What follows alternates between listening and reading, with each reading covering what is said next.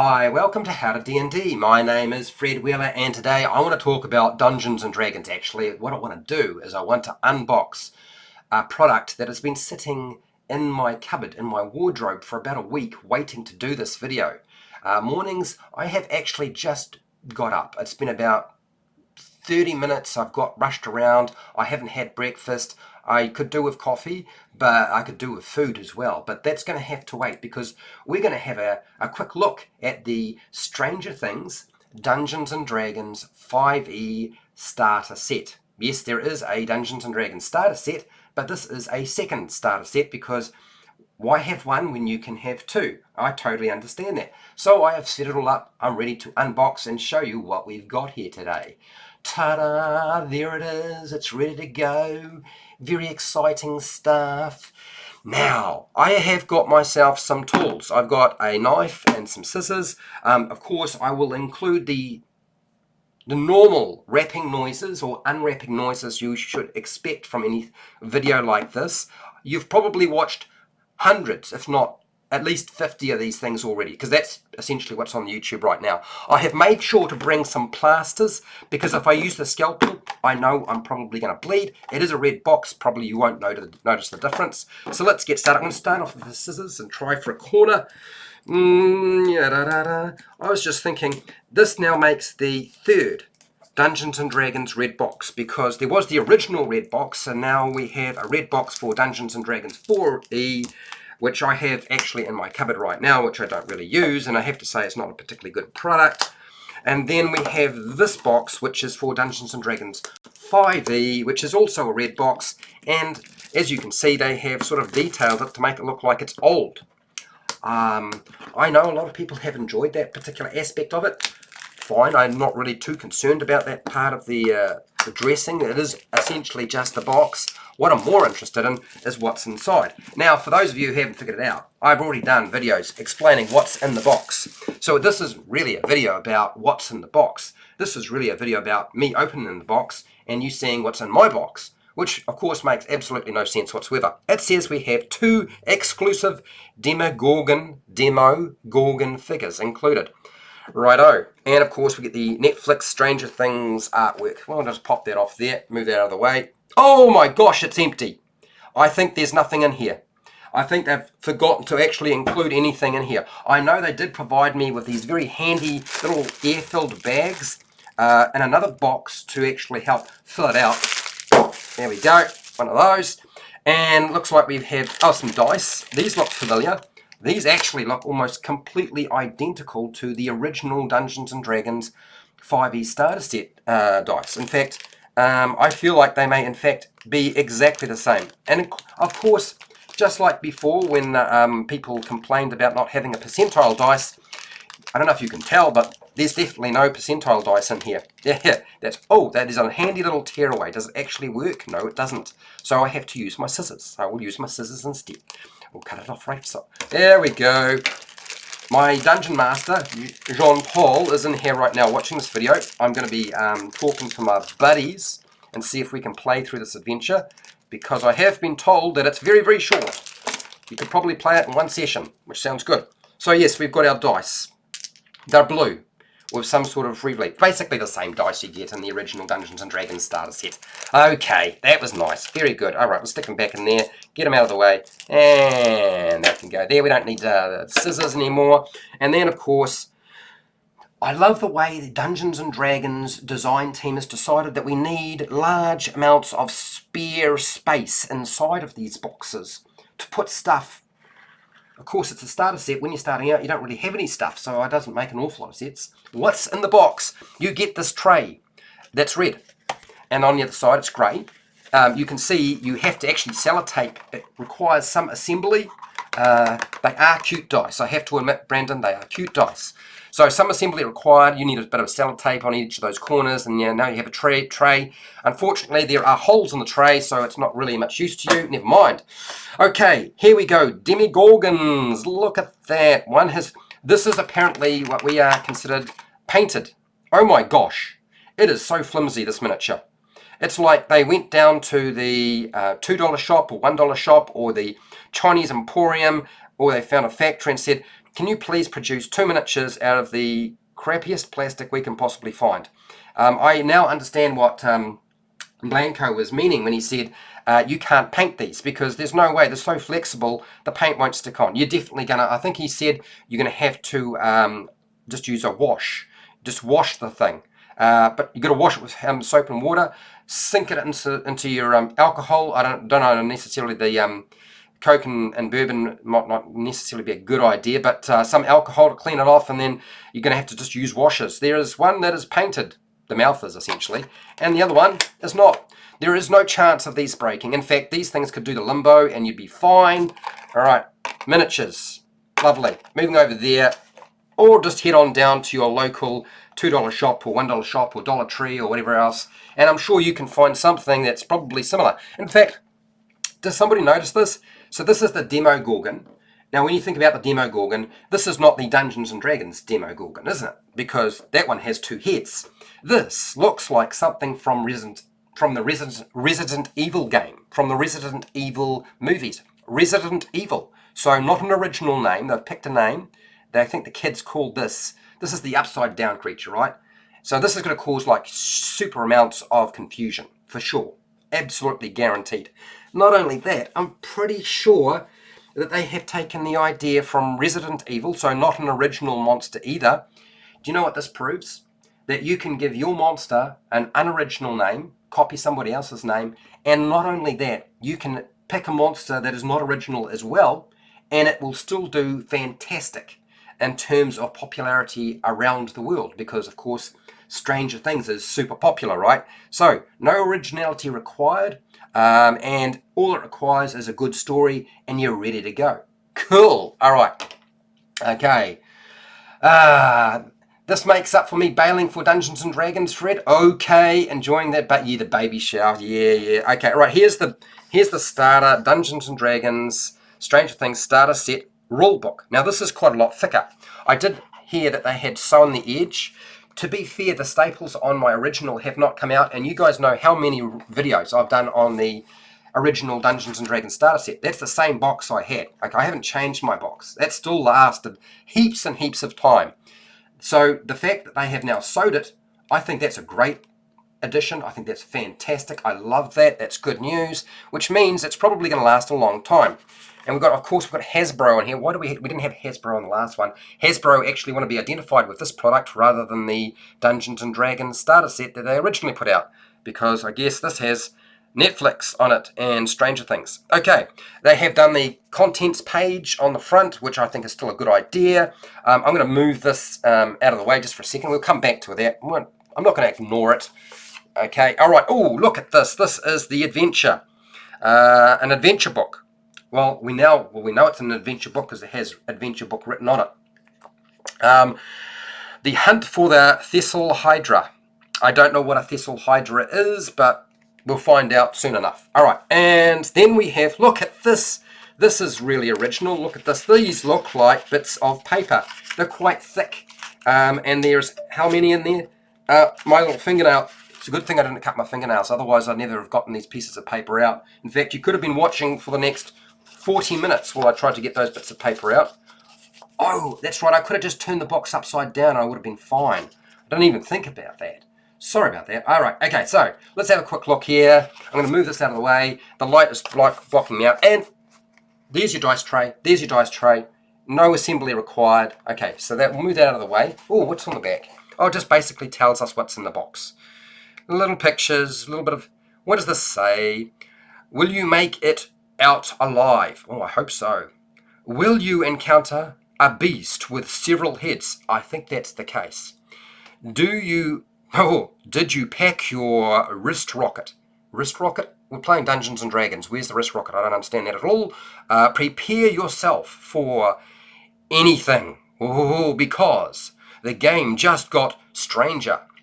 What a nice catchphrase. Okay, and then I'm not going to read out the rest of it because I don't really something about Dustin Dwarf and Will the Wise, and these are characters from the original adventure or something like that. I do feel like, for those of you who are wondering, my name is Fred Wheeler, and I am not related to Mike Wheeler. So if you thought in some way that I am actually related to Mike Wheeler from the Stranger Things TV series. I'm going to explain to you now. No, we are unrelated. We just share the same surname. Just got to make sure I put that out there, just in case you thought you might be meeting somebody who potentially knew somebody else who was famous, because of course I'm not famous. All right, so let's have a look. We have a bard at level 3. Well, that's interesting. Why is not level 1 at level 3? I've heard this. Level 1 would have been nice, but level 3. So we're starting off a bit further on. And a cleric at level 3, level 3. Paladin at level 3. A ranger at level 3. Well, they've really moved away from all of the core classes, like your fighter, your wizard, your rogue, and your cleric. And we got a wizard. We got a level 3 wizard. Okay, well, at least we got a wizard, right? It doesn't actually state that they have names. It's all laid out pretty much the same as the original Dungeons and Dragons starter set pre-generated character sheets. Look, I don't have an issue with pre-generated character sheets. I think they're a good idea.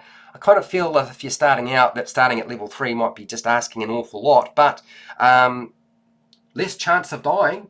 It's a good reason to do it, right? Okay, so all the information looks pretty clear and neat and tidy, and in fact it's included some spells, so you actually have the spells included.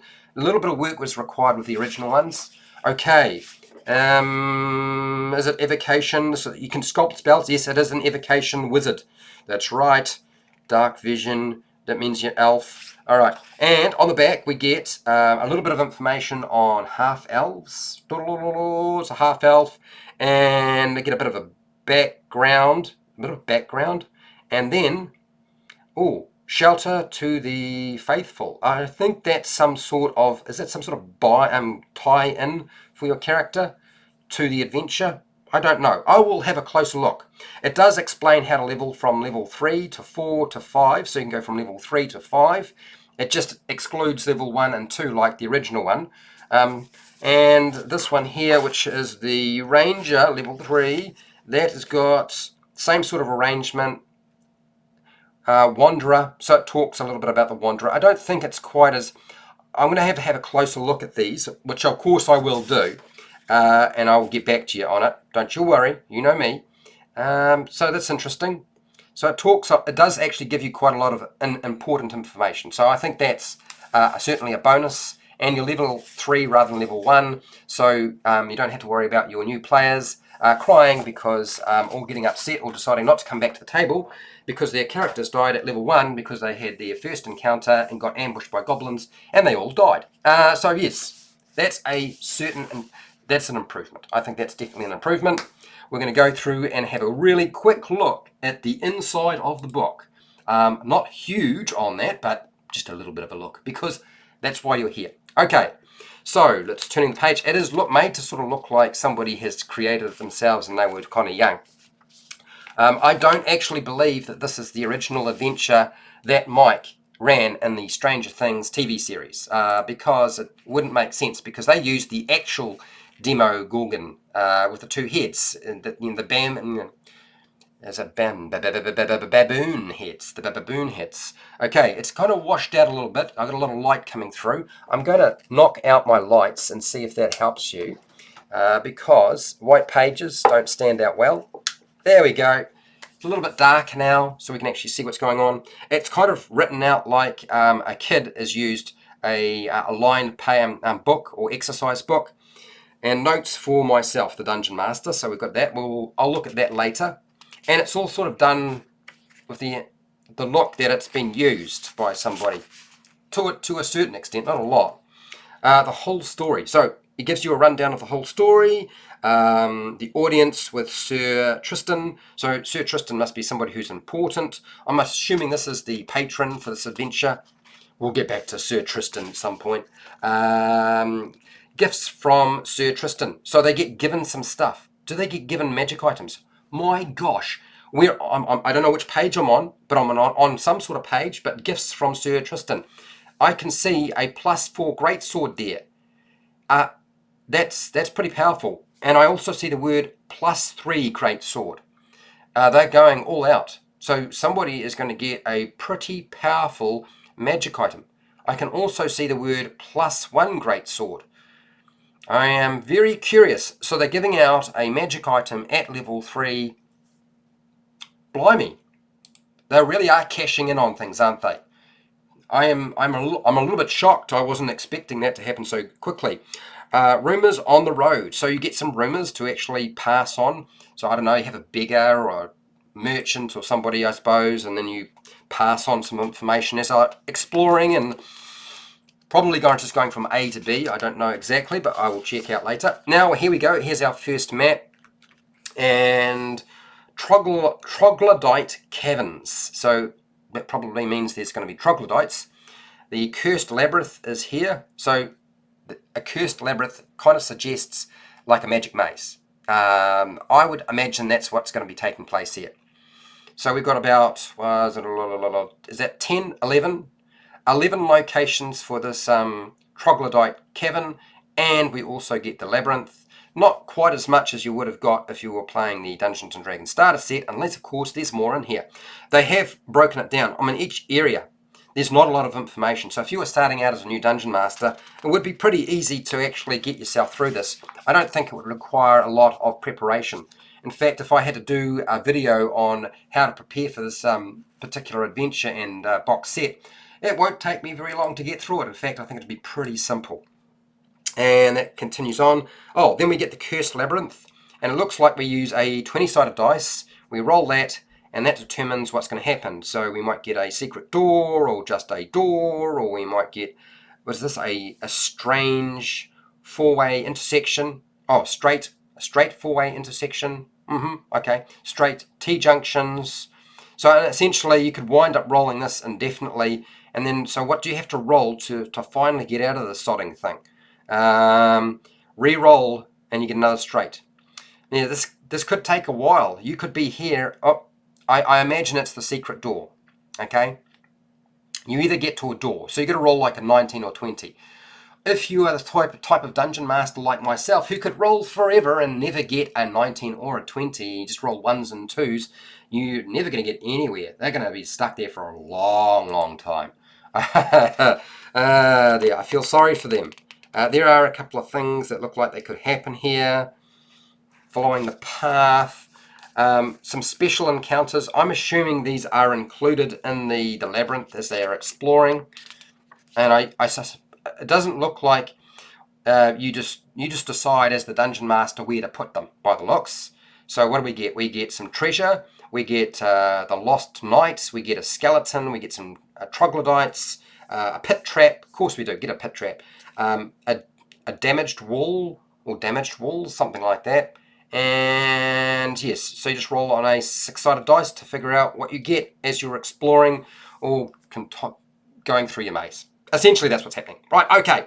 Look at this. This looks like I might have drawn it when I was quite young. It does look like it's been drawn by a young kid. Although I do feel it'd have to be a 14-year-old who's actually pretty skilled at drawing. This is the Lost Knight. So we have an encounter with the Lost Knight. And then what else we got here? Looks like this is supposed to bleed into the upside down world. So we've got to make our way from wherever we were to the upside down world. Some little trees.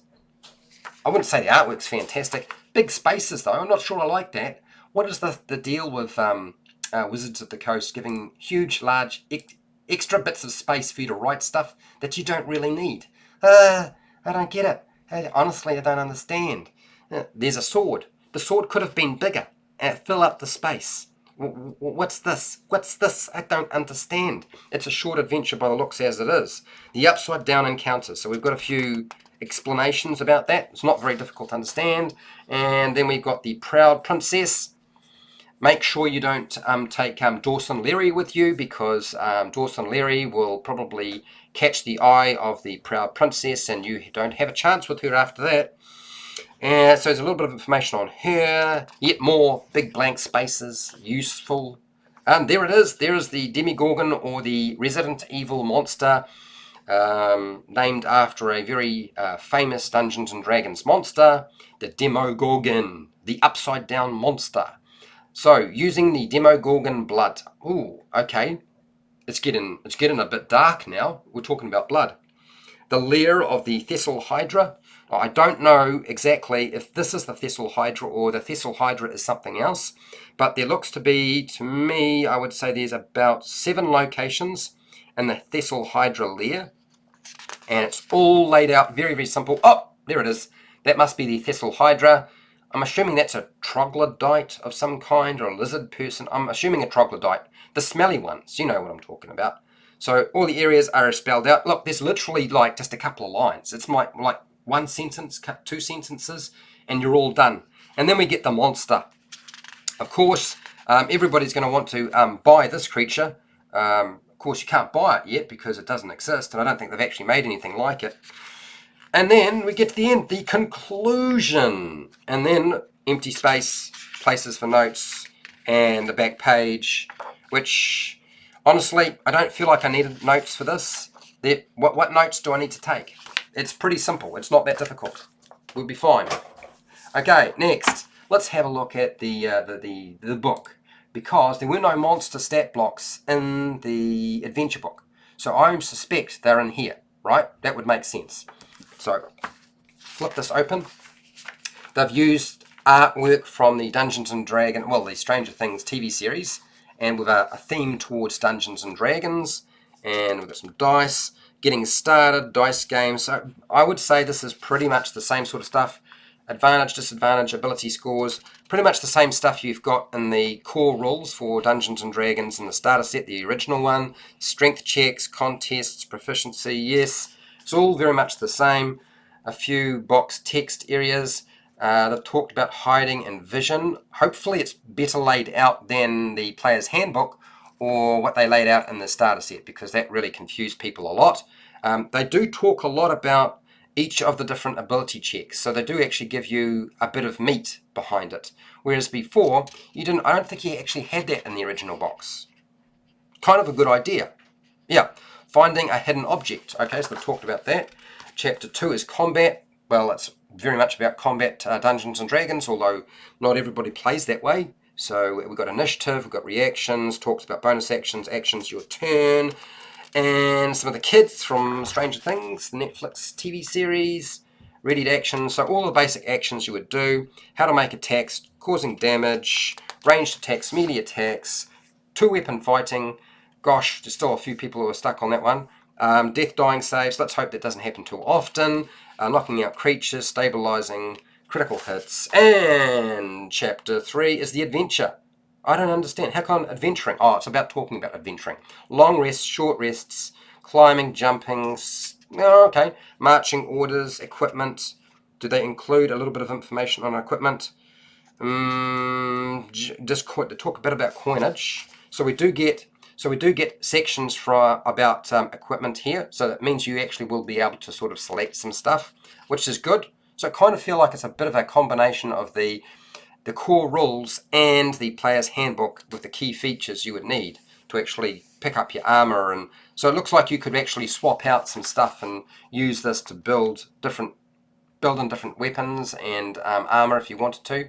Adventuring gear stuff, travel costs, food, ale, okay, all the expensive, so basically mounts and other bits and pieces, lodgings, all those sort of costs are there. And then we get another picture of the kits from Stranger Things. Spell casting. So spell casting is a big aspect. Breaks that down pretty well. Looks like it covers everything quite nicely. Well laid out. It's easy to sort of read. And then we get concentration. Oh God, that's a hairy one there.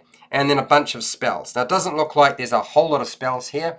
I think just like the original, they've only given you a small sample and they provided you with those spells and description. So I'm going to flick past this pretty quickly because we're looking for monster stat blocks. Otherwise we're kind of a bit screwed. So where are they? I don't see them yet. Appendix B, monsters. Okay, so talking about monsters here, traits and all the basic stuff that you need to understand. And there we go. There they are. Do we get pictures? We don't really get pictures. I think we had a few pictures in the original. I don't see any pictures. I see a bugbear, a demogorgon, I see a cultist, a doppelganger, I see an evil mage. Got to have one of those. The flame skull, the ghoul, giant spider, most of the ones that we had in the original Dungeons & Dragons starter set. Goblin, hobgoblin, I think that's a slight change. I don't think there was a hobgoblin. Was there a hobgoblin? There might be, yeah, I think there was. An orchid jelly. No pictures as such. The Thistle Hydra is here. Troglodyte, skeletons, orc, and owlbear, an ogre. Okay, sturges, if you want to use sturges. The twig blight, zombie, and a young green dragon. Really? Young green, I don't remember seeing the young green dragon in the adventure. I'm going to have to look closer. And it then has the conditions as the last page. Right, that is it. That is my unboxing. As you can see, there's not a huge amount that's different from the original. I feel like it is pretty much the same sort of thing. Only difference is you've got a different adventure. I would say that adventure might take you 1 or 2 sessions to play through, and then you're probably done. I don't think you're going to get much more out of it. I don't want to make an opinion or form an opinion on this box set at this time because, to be fair, unless you actually have a really close look, it's not going to make an awful lot of sense unless you have a really close look. And I feel like running the adventure is really important. If you don't run the adventure, how would you possibly know if it's going to be what you want and whether your players will enjoy it? So, even though I've been very sarcastic right throughout this video and said all sorts of things which actually don't have necessarily any bearing on reality, some of it does, but not all of it. Some of it does.